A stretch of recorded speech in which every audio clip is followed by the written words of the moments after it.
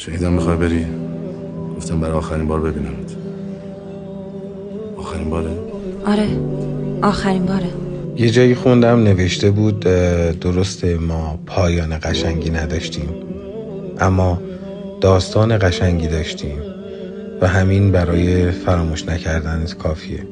خب یعنی چی؟ یعنی یه پایان تلخ بهتر از یه تلخی بی پایانه. الان نمیدونم کجایی، چی کار میکنی، سرت به چی گرمه، حالت چطوره، اما دوست دارم همیشه بدونی که برات بهترینا رو آرزو دارم. یادته ما چقدر برای رویاهامون تلاش کردیم؟ یادته چقدر راجع به زندگی گپ میزدیم؟ حالا سرنوشت اینطوری رقم خورد که از هم جدا باشیم. امیدوارم به رویاهات و آرزوهات برسی.